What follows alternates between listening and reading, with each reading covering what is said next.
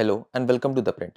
I am Aman, and in our great speeches series today, we look at an address by Indira Gandhi that was broadcast over All India Radio on 26 January 1966. This was Indira Gandhi's first address to the nation as Prime Minister, delivered on Republic Day. She had taken the oath just 2 days earlier, following Lal Bahadur Shastri's sudden death in Tashkent on 11 January. At 48, she became India's first woman Prime Minister. She inherited a country facing severe drought, food shortages, economic difficulties, and the aftermath of the 1965 war with Pakistan. We revisit this speech on the eve of India's 77th Republic Day, marking 60 years since that historic broadcast. Indira Gandhi began by recalling her personal connection to India's freedom struggle. She reminded listeners that she had been present when the Pledge of Independence was taken 36 years earlier. She said, in 1947, that pledge was fulfilled. The world acknowledged that a new progressive force based on democracy and secularism had emerged. End quote. The new Prime Minister paid tribute to her father and her predecessors. She outlined what she saw as their key achievements. She said, in the 17 years that Jawaharlal Nehru was Prime Minister, the unity of this country, with its diversity of religion, community, and language, became reality, and democracy was born and grew roots. We took the first step towards securing a better life for our people by planned economic development. India's voice was always raised in the cause of the liberation of oppressed peoples, bringing hope and courage to many. It was heard beyond our frontiers as the voice of peace and reason, promoting friendship and harmony among nations. End quote. Gandhi acknowledged her sense of loss at Shastri's death. She noted that his last rites had been performed just the day before this broadcast. She said, only yesterday we committed his mortal remains to the sacred rivers. The entire country sorrowed for the great loss. I feel his absence intensely and personally, for I worked closely with him for many years. End quote. The Prime Minister outlined the immediate crisis facing the country. She listed drought, agricultural decline, shortfall in foreign aid and export earnings, and industrial slowdown as problems that required urgent action. She said, above all else, we must ensure food to our people in this year of scarcity. This is the first duty of the government. We expect full cooperation from state governments and all sections of the people in implementing our plans for rationing, procurement, and distribution. We propose, therefore, to import large enough quantities of food grains to bridge this gap. We are grateful to the United States for a sympathetic understanding and prompt help. End quote. Gandhi emphasized that only increased production would solve India's food problem. She outlined a plan involving water, fertilizers, high yielding seeds, and support for farmers. She said, nowhere is self reliance more urgent than in agriculture, and it means higher production not only for meeting the domestic needs of a large and increasing population, but also for growing more for exports. We have to devise more dynamic ways of drawing upon the time and energy of our rural people and engaging them in tasks of construction.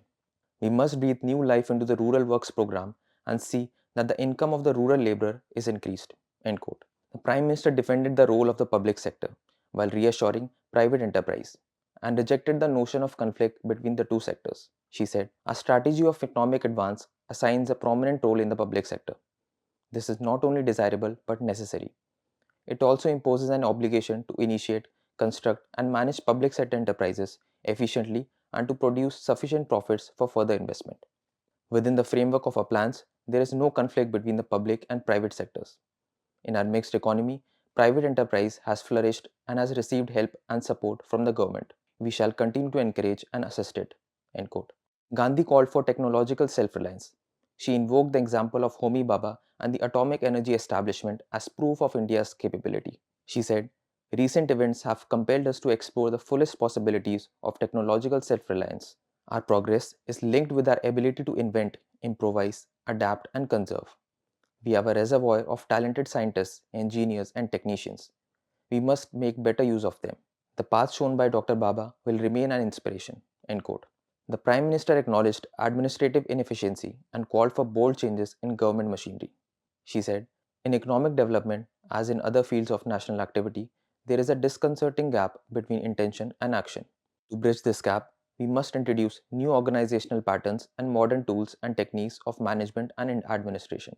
End quote. She affirmed continuity on foreign policy, asserting that she was committed to implementing the Tashkent Declaration that Shastri had signed just before his death. Gandhi said, The fundamental principles laid down by my father, to which he and Shastri ji dedicated their lives, will continue to guide us. The Tashkent Declaration is an expression of these sentiments. We shall fully implement it in letter and spirit. End quote. The Prime Minister then outlined her vision of India's real battle. To her, the fight against poverty and deprivation was the nation's true priority. She said, "Peace we want because there is another war to fight, the war against poverty, disease, and ignorance. We have promises to keep with our people of work, food, clothing and shelter, health and education. The weaker and underprivileged sections of a people, all those who require special measures of social security, have always been and will remain uppermost in my mind." End quote. Gandhi directly addressed India's young people, challenging them to recognize their role in building the nation's future. She said, "The young people of India must recognize that they will get from their country tomorrow what they gave her today. The nation expects them to aspire and to excel. The worlds of science and art, of thought and action beckon to them. There are new frontiers to cross, new horizons to reach, and new goals to achieve." End quote. The Prime Minister concluded with an appeal for national unity and collective effort across all sections of society. She said, "No matter what our religion, language, or state, we are one nation and one people. Let us be strong, tolerant, and disciplined, for tolerance and discipline are the very foundations of democracy. Today I pledge myself anew to the ideals of the builders of our nation, to democracy and secularism, to planned economic and social advance, to peace and friendship among nations. Citizens of India, let us revive our faith in the future. Let us affirm our ability to shape our destiny. We are comrades in a mighty adventure. Let us be worthy of it and of our great country." End quote. Thank you for joining us on Great Speeches. For more from The Print, become a subscriber at theprint.in/subscribe. I am Aman in Delhi.